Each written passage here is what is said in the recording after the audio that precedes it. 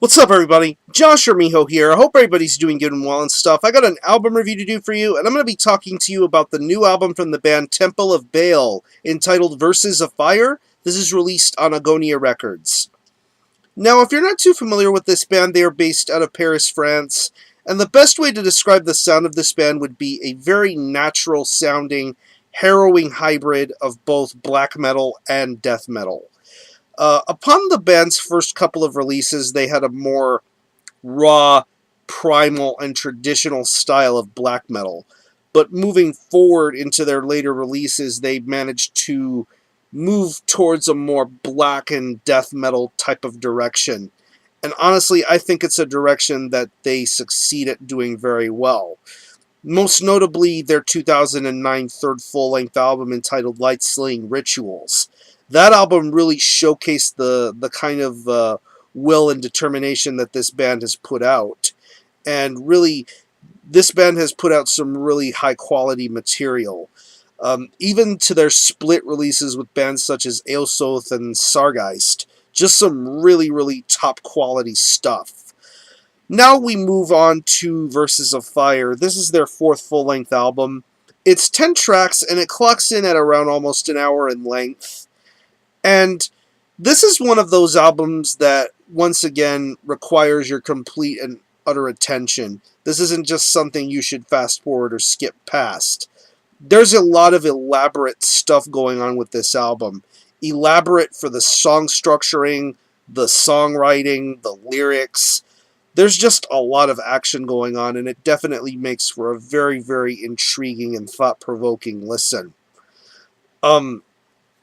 The guitar work on here is very smooth, very clear, very crisp, and very well executed. Take the opening track. I'm not even going to get into pronouncing it. All I know is that it's a track that has some themes to Aleister Crowley. I'll just call it 12 Razor 1, because that's a phrase that's often repeated on that particular track. The guitar work on that track is really, really smooth and stellar. Just the way everything is played out, the structuring, the chaos in the riffs, I just think it's awesome. To even tracks like Blood Angel and Arcana Silentium. Just some really, really top quality riff work going on. Great leads, great tremolo riffs. The solos are chaotic. It almost has a little bit of a. It almost reminds me a little bit of older Morbid Angel with a little bit of Behemoth thrown in there too. Modern day Behemoth, yeah. But that's the kind of vibe I pick up when I listen to the guitar work on here. I think it's really, really good. The bass guitar is really, really pummeling. It has a nice smooth tone to it. It's loud. It's clear. It definitely shows itself off within this album's mixing and mastering and production work. I think it's a really good smooth bass tone. Going to tracks like, once again mentioning Arcana Silentium, Gates of Death, and Gnosis of Fire. You get some really, really top quality bass work going on with those particular tracks. Moving on to the drums, I think the drums are really, really awesome and on top of their game. Going back to what I said earlier about this band having a really natural sound, you can tell that the drums have a little bit of a natural quality in their sound, especially when it comes to the kick and the snare. You can definitely pick up those vibes listening to the way the snare hits are, the blast beats, the double bass. You just get a lot of smoothness and integrity within the drum work, and I think it's really, really catchy and entertaining, especially when it comes to the longer tracks on this record, like the opening track, Arcana Silentium, and the 10-minute long closing track, Walls of Fire. You get some really, really top-quality drum work going on here. Very methodical, very patient, but yet when it gets faster, it can get incredibly crushing and devastating. I love that about this drum style. And the vocals on here, the vocals are very good. The growls, the rasps, they sound fantastic. And the way this vocalist really brings forth his words is really, really powerful.